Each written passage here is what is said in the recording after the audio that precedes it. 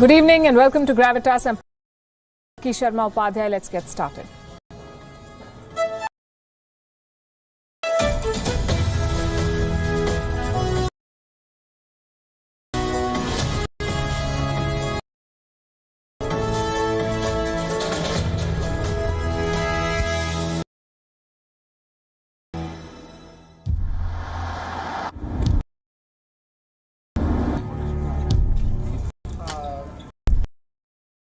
Thirty-two new confirmed positives in the last 24 hours.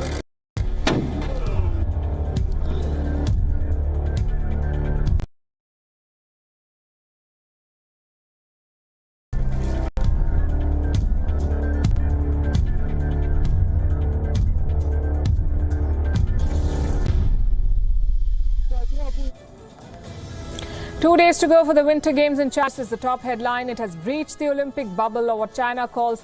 Scores of athletes and staff have tested positive. So much for China's zero. What was supposed to be a celebration for China's victory over the virus has spreader event.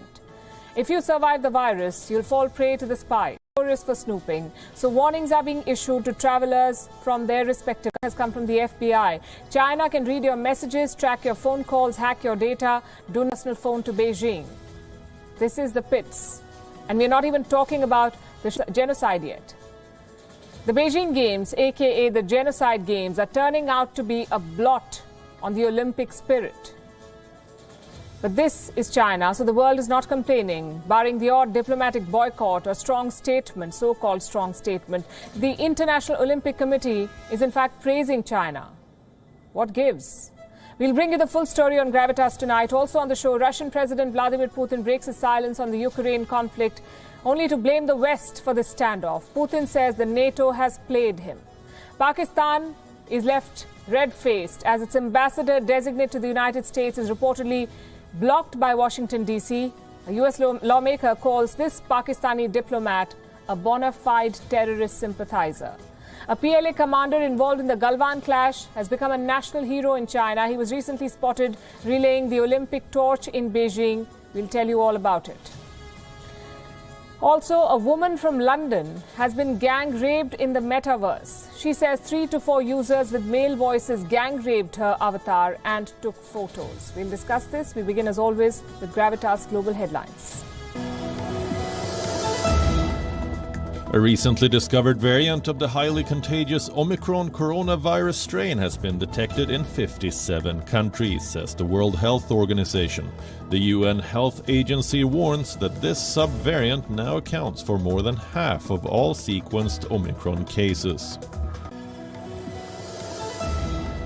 The U.S. National Archives says some documents related to the Capitol Hill riots handed by Trump were torn up and taped back together.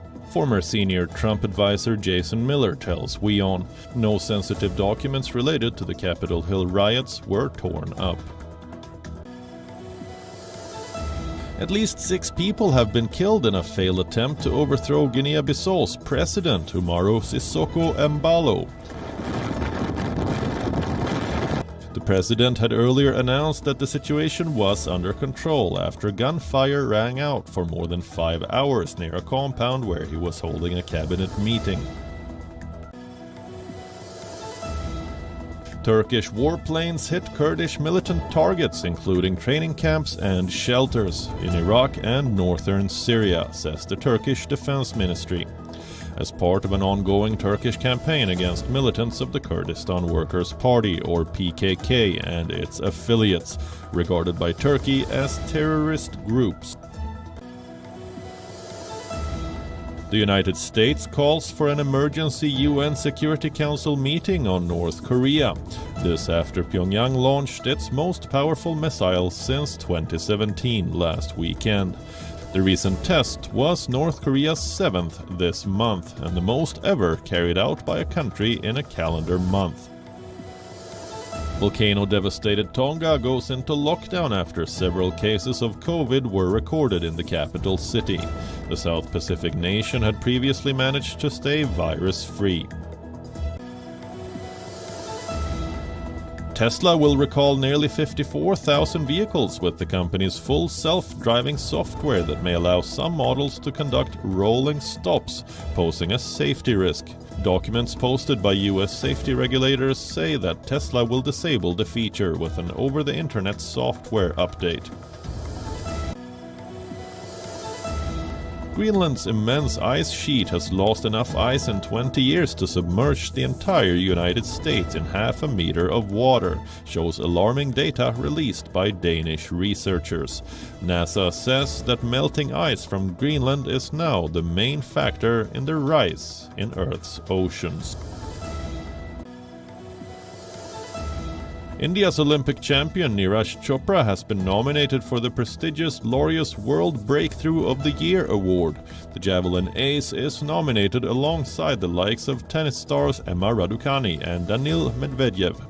Tom Brady and Max Verstappen are also on the shortlist for the Sportsman of the Year award, while Ashley Barty headlines the nominees for the Sportswoman Prize. Uruguay have kept their World Cup hopes alive after registering a second straight win in the qualifiers. Star striker Luis Suarez and Edinson Cavani were both among the scorers as the two-time world champions eased to a 4-1 win over Venezuela. They now have their fate in their own hands, with their final two matches coming up against direct rivals Peru and Chile.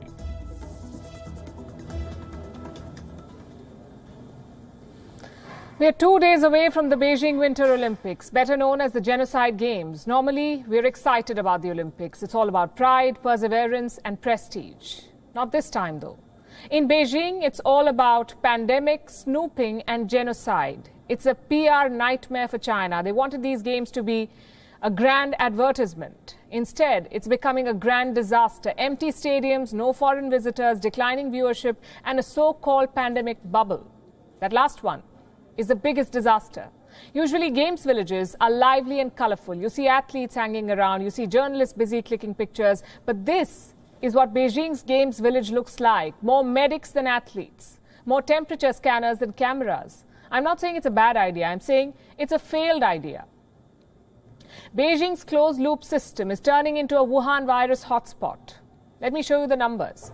On January 29th, 34 cases were reported. On January 30th, 37 new cases. On 31st, 24. And on Tuesday, 32. And just to be clear, these are not total cases in Beijing. These are cases linked to the games. We are talking about athletes, coaches, team officials and organizers. There were 32 new confirmed positives in the last 24 hours. That was 15 from the airport, 17 from the screening program inside the closed loop. That means the total since the 23rd of January is 232 cases, 163 from the airport, 69 from the closed loop. So the virus is already inside the closed loop. And how big is this loop? Reports say 60,000 people are inside. These people are basically sitting ducks for the Wuhan virus. If this were happening anywhere else, there would be massive outrage. The WHO would call it unacceptable. The Western media would publish op-eds. But in Beijing, there is no outrage. In fact, there is praise. On Tuesday, the International Olympic Committee chief visited the closed loop. He met the athletes and some of the staff. His assessment was not surprising. Clean chit all the way. We can only feel safe in this closed loop here, and we can only look forward to having successful Olympic Winter Games here in Beijing, thanks to our gracious Chinese hosts.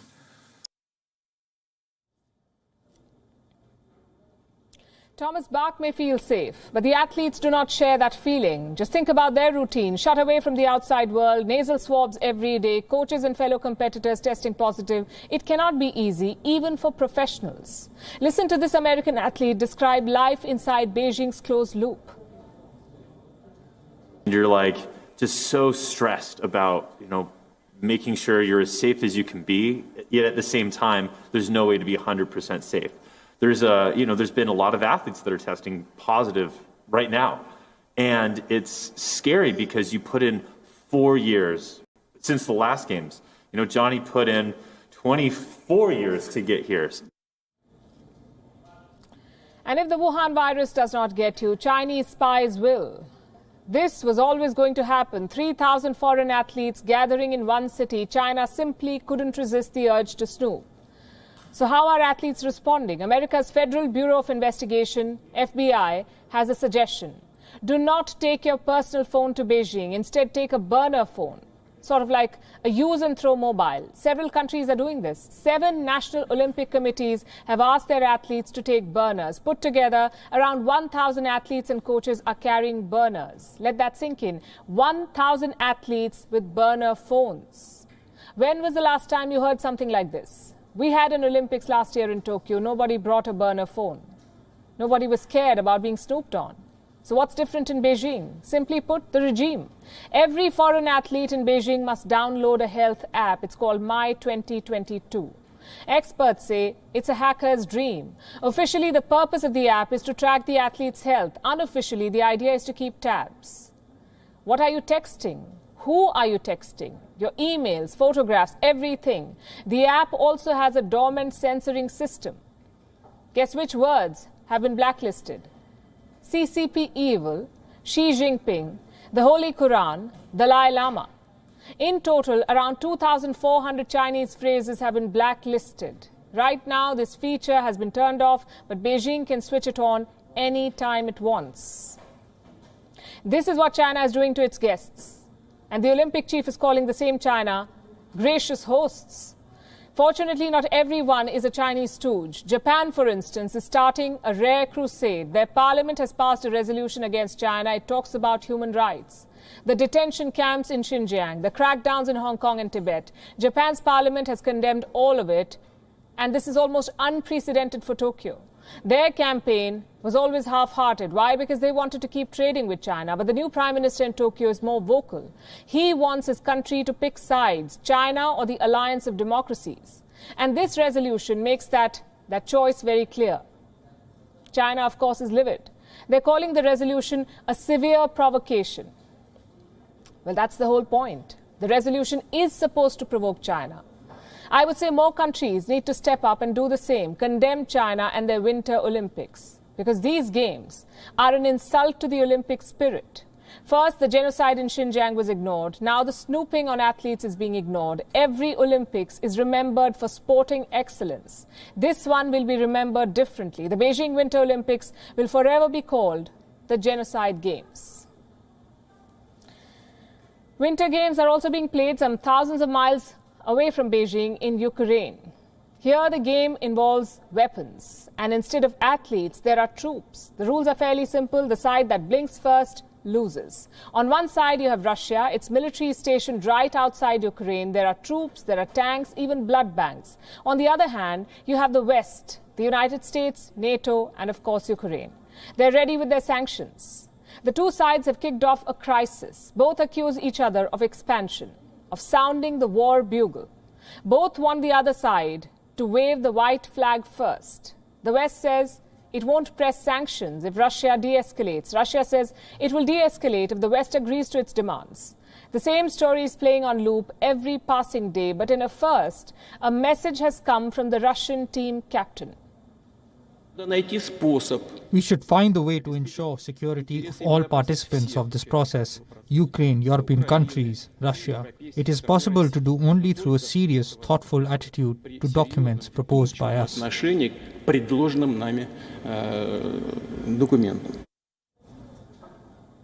Russian President Vladimir Putin wants NATO to stop expansion, not deploy weapons to Ukraine, pull back troops from Eastern Europe. NATO says these are non-starters. It is sticking to its game. The West has once again given just two options to Russia: de-escalate or face sanctions. My impression is that at the current time, Russia has an important choice to make. It can choose to negotiate with a view to de-escalation, or it can face harsh economic sanctions. We are keen to engage in dialogue. Of course we are, but we have the sanctions ready.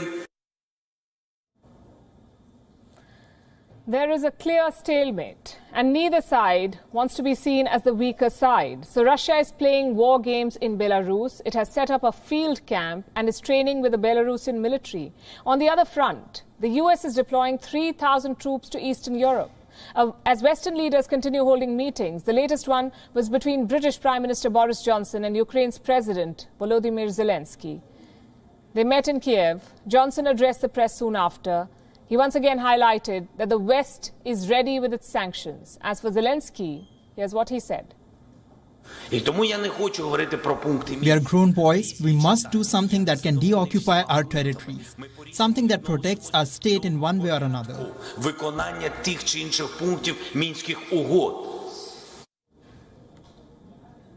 He's right.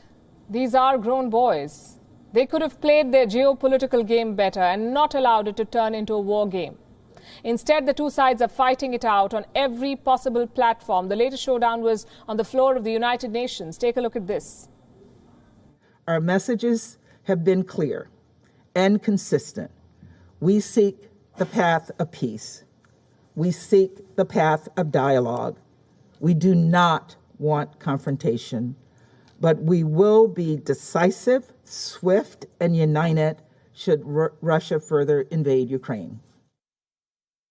Перемещение российских войск в пределах нашей собственной территории. You want it to happen, you're waiting for it to happen, as if you want to make your words become the reality.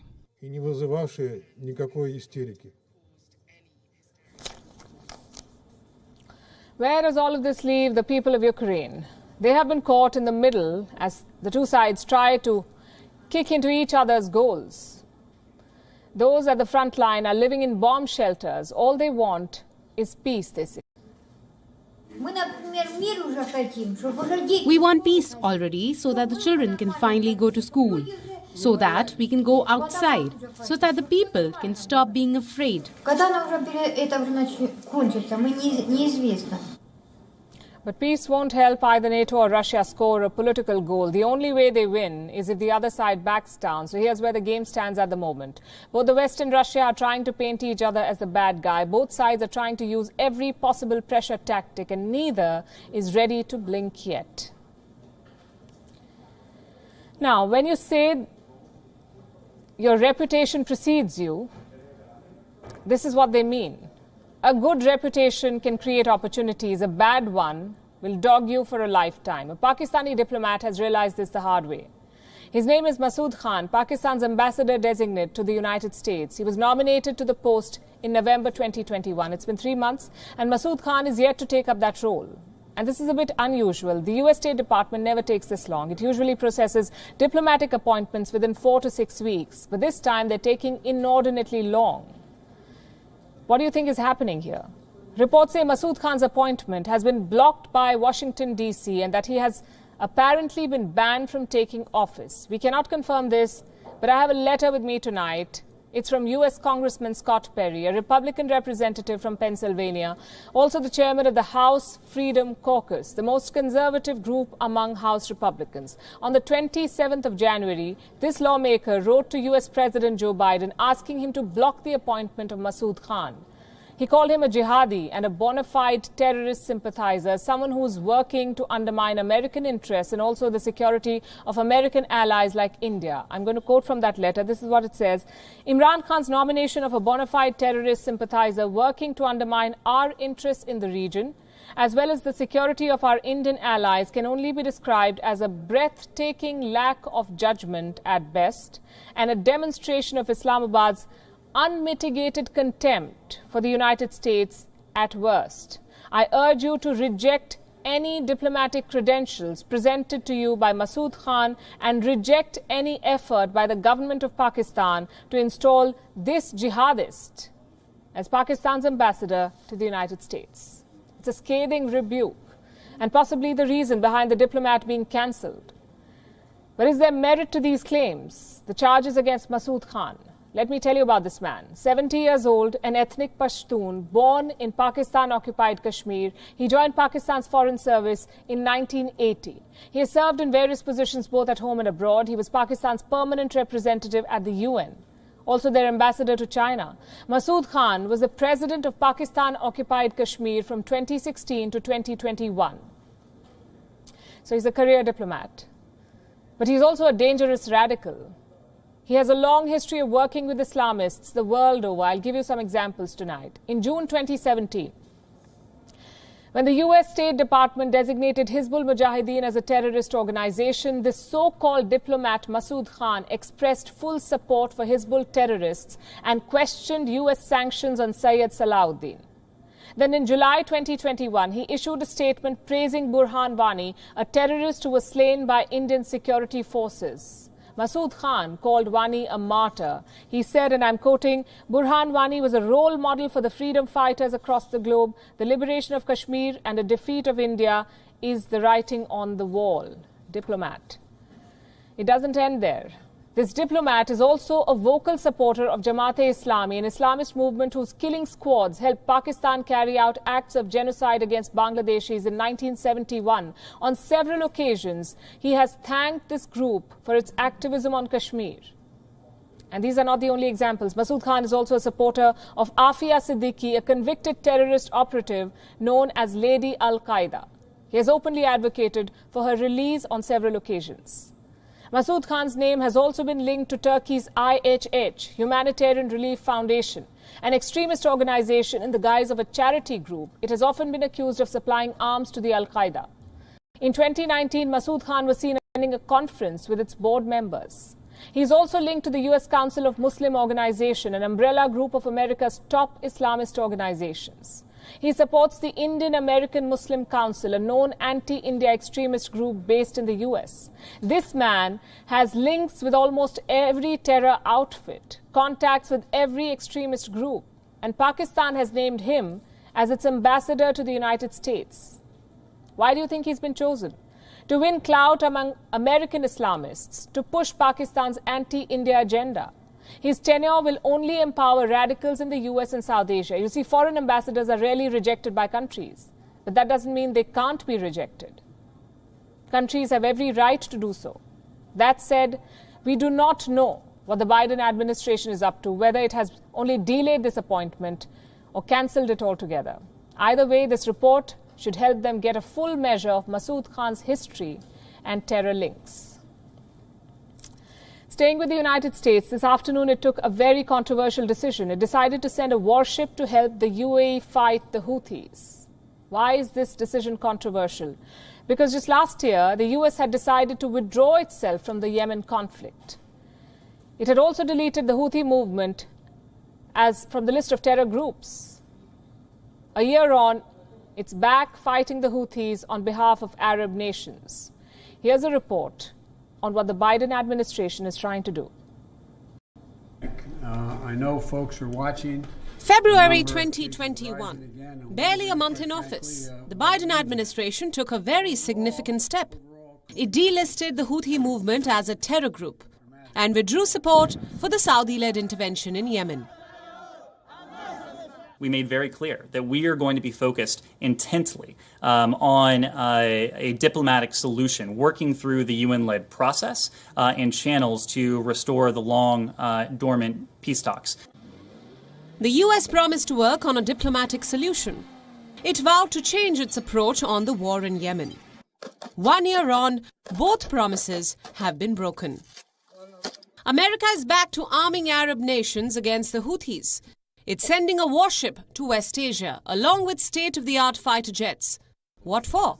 To help the UAE defend itself from the Houthis. Which warship is the US deploying? The USS Cole, a guided missile destroyer. It will partner with the UAE's Navy to provide early warning intelligence and deter future threats from the Houthis. This controversial decision was announced after a phone call between US Secretary of Defense Lloyd Austin and Abu Dhabi's Crown Prince Mohammed bin Zayed Al Nahyan. The two are said to have discussed increasing attacks from the Houthis, who seem to have opened a new front in this 7-year war. On January 17th, 3 foreign workers were killed in drone strikes on Abu Dhabi's oil facilities and its international airport. The attack triggered a salvo of deadly airstrikes in retaliation. A week later, on January 24th, US forces stationed at Abu Dhabi's Al Dhafra Air Base shot down 2 ballistic missiles fired by Houthi rebels. And on Monday, the 31st of January, the US thwarted a 3rd missile attack during the visit of the Israeli President Isaac Herzog. Given the spate of attacks, the United States, a longtime supporter of the Saudi-led coalition, intends the deployment of the USS Cole to serve as a signal of support. But is it the right move? The conflict in Yemen has been described as the world's worst humanitarian crisis. It has left millions on the brink of famine, with allegations of war crimes against both sides. America's re-involvement in this conflict won't make things better. Joe Biden promised to pull America out of its forever wars. He promised to learn from the mistakes of his predecessors. But he's going down the same road and spreading himself too thin. Bureau Report, WION, World is One. Do you know what's the best thing about propaganda? It's flexibility. You're lying anyway, so facts don't matter. You can change your narrative, alter the facts. Basically, it's no holds barred. Case in point, China. Let me take you back to June 2020. Chinese and Indian soldiers clashed in Galwan Valley. The Indian Army announced that 20 soldiers were killed in action. What about China? Nothing. There was absolute silence on Chinese casualties. American intelligence reported 35 deaths. Russian state media said 45. But Beijing was silent. Do you know why? Because it was a bad look for China. The mighty PLA given a bloody nose by India. Not the best headline for them. So China decided to ignore their dead soldiers. Pretend like they never existed. That silence was also propaganda. Now, almost 1.5 years later, China has remembered Galwan, but this time the narrative has flipped. Galwan is not a loss to forget, it's a sacrifice to remember. How are they pulling off this propaganda stunt? With the help of the Winter Olympics, specifically the torch relay ceremony. 1,200 people have been selected to relay the torch. Among them is Chi Fabao. He is a PLA regiment commander. Guess where he was in June 2020? That's right, Galwan Valley. Chi was one of the soldiers involved in the brawl. You can see him in these pictures from 2 years back. China says Chi suffered a head injury during the clashes. As I said, flexible propaganda. In 2020, Chi Fabao and his fellow soldiers were ignored. They were practically ghosts. In 2022, he's a national hero. He's relaying the Olympic torch in Beijing, no less. And this is not a sudden pivot. This is a long-term strategy by China. I can show you the timeline. In February 2021, China admitted suffering casualties in Galwan Valley. They said 4 PLA soldiers were killed in action. Then came the anniversary, June 2021. This time, China dusted out the same Chi Fabao. He appeared at a high-level meeting for border troops. Then came New Year's. PLA soldiers unfurled a Chinese flag near Galwan Valley. The message was clear. Around 2 years back, there were clashes at this spot. Today, the Chinese flag flutters here. It's a classic propaganda strategy. Turn your failures into victory. China has done that before. Just think about the Tiananmen Square massacre. Hundreds, possibly thousands of Chinese students were killed by the state. You know that. I know that. But what about a Chinese teenager?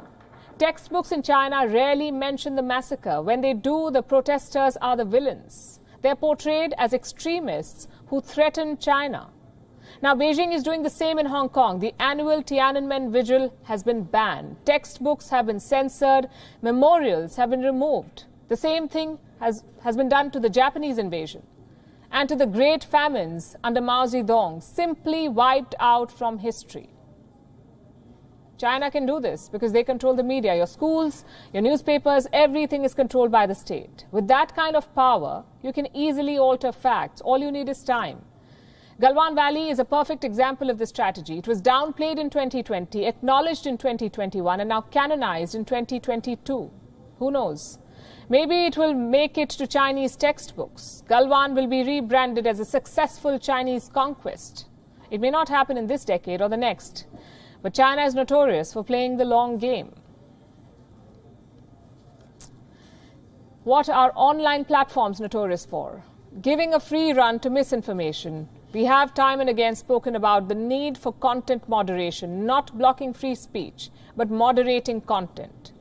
taking responsibility for the content an online platform chooses to host or promote. Today, Spotify is paying the price for spreading misinformation. The music streaming platform has reportedly lost nearly $4 billion. It has also lost subscribers and artists. This is after one podcast host decided to spread lies about the pandemic. Our next report has a lesson for every tech giant in the market. Spotify is in a spot. It is losing listeners. It is losing artists. It is also losing money. A lot of you must be wondering why. Well, Spotify was playing the wrong tune. Singing it was Joe Rogan. He is an American commentator. Rogan has a $100 million podcast deal with Spotify. His show is named The Joe Rogan Experience. In reality, it is more like Joe Rogan's falsehood. For months, Rogan has been discouraging listeners from taking the Wuhan virus vaccine or wearing a mask. He would invite guests to discuss benefits of vaccine, but then rebuke them with vague data. In December 2021, Rogan interviewed one Dr. Robert Malone. This man, too, is infamous for spreading Wuhan virus lies. In fact, they call him the hero of the anti-vax community. After their discussion was aired, 270 doctors, physicians, and professors wrote to Spotify. They requested the streaming platform to moderate misinformation. Soon, Canadian-American singer Neil Young took a stand against Spotify. He said the platform has become a damaging force. Young told Spotify to pick between him and Rogan. Young ultimately pulled his songs down. This led to a domino effect. #cancel Spotify, delete Spotify, and buy Spotify began trending. Other musicians joined the protest. Joni Mitchell pulled down her songs. "I stand with the global scientific and medical communities," she said. Spotify leads the music streaming subscription. It has some 380 million users. 31% of the worldwide subscriber share. But many of these subscribers claim they have #deleted Spotify. Spotify's shares have tanked, too. Reports say the platform may have lost up to $4 billion. There are some who are gaining from Spotify's loss. Amazon Music is offering a free subscription for 3 months. Apple Music trails Spotify in subscriber count. It enjoys just 15% of the market share. With Spotify in a spot, Apple seems to be adding some numbers. Spotify is in damage control mode. It claims to have removed some 20,000 podcast episodes. Were Rogan's shows among them? Spotify won't tell. It promises to issue a warning before all podcasts that discuss the pandemic. Rogan, too, has apologized in a 10-minute Instagram video. So my pledge to you is that I will do my best to try to balance out these more controversial viewpoints with other people's perspectives so we can maybe find a better point of view. I am going to do my best in the future to balance things out. I'm going to do my best. But my point of doing this is always just to create interesting conversations and ones that I hope people enjoy. So I'm sorry. And if you enjoy the podcast, thank you. But will this be enough to stop the exodus from Spotify? Bureau Report, WION. World is One. They say the future is exciting. It's full of surprises and opportunities. But here's something we rarely say about the future. It's volatile and dangerous. I'm talking about the metaverse. If you ask Mark Zuckerberg, it's the best thing on earth. You can meet new people, you can have new experiences, you can build new businesses. It's a win-win for all. But let me share the story of 43-year-old Nina Jane Patel from London. And then you can decide. Patel works at a technology firm in Britain. She was testing out Facebook's metaverse technology. She logged in, she created an avatar, and she went exploring. Do you know what happened next? Her avatar was raped by other users. Let me repeat. Her virtual avatar was gang raped by other metaverse users. Here's what Nina Patel wrote on her blog. Within 60 seconds of joining, I was verbally and sexually harassed, 3 to 4 male avatars with male voices essentially, but virtually gang raped my avatar and took photos. Neena Patel was traumatized. She threw out her headphones and logged out. And since then, she's suffering from anxiety. Does this news surprise you? I'm asking because it does not surprise me. When women are not safe in the real world, how can we be safe, or we be expected to be safe in the virtual world? Your face is different, your name is different, so metaverse users are free to do whatever they want. And I know what some people are thinking. Nothing actually happened. Nobody was physically hurt. Well, I have two things to say to that. One, it reveals the users' disgusting impulses. Thinking about raping someone is also wrong, by the way. Using your virtual avatar to rape someone is also wrong. And two, such crimes are not just about the physical hurt, it's also about the mental trauma. I'll go back to what Neena Patel wrote. A horrible experience that happened so fast, and before I could even think about putting the safety barrier in place, I froze. It was surreal. It was a nightmare. What is Meta/Facebook doing about this? Well, they have released a statement. This is what it says. Horizon venues should be safe, and we are committed to building it that way. We will continue to make improvements as we learn more about how people interact in these spaces, especially when it comes to helping people report things easily and reliably. FYI, Horizon Venue is a metaverse platform run by Facebook. This statement is along expected lines, safe and diplomatic. But try reading between the lines. Facebook is essentially saying, this is trial and error. We will continue to make improvements as we learn more about how people interact. I hate to break it to Mark Zuckerberg, but human beings are not his guinea pigs. You cannot sacrifice the mental health of users to perfect your platform. And this is not happening for the first time. Think back to the internet and social media. The same thing happened. The applications came first. The rules came later. The result was this: fake news, hate speech, identity thefts. We should not repeat the same mistake with the metaverse. There must be rules and regulations, how to interact with other avatars, how to exchange money, what is permitted and what is not. These guidelines must be established first. Unfortunately, we're going in the opposite direction. Launch the platform, get billions of users, then wait for each user to complain. Trust me, this is going to be a massive legal complication. For instance, your assets in the metaverse, how will they be taxed? Your crimes in the metaverse, how will they be proved? I'm not saying the metaverse is a bad idea. It offers endless opportunities to people. But it's an unfinished product. And big tech alone cannot be trusted to finish it. The laws, the taxes, the crimes, all of it must be regulated by the state as well. If not, such crimes will keep happening. In December last year, another metaverse test reported being groped. And this happened on the same platform, Horizon. 2 months later, it's happened again. What is the point of beta testing if the problems are never rectified? Having said that, it's not too late. Governments and courts can still intervene to set things right. They have the laws. What they need is new procedures. For example, in many countries, sexual harassment does not require bodily contact. Those same laws can apply here. But the question is, how do you prove it? How do you find the person behind the avatar? If such groundwork is not done, the metaverse could become a murky underbelly of the real world. Think about it. We're wrapping the show, leaving you with Gravitas images. Thanks for watching. Here we go, ladies and gentlemen.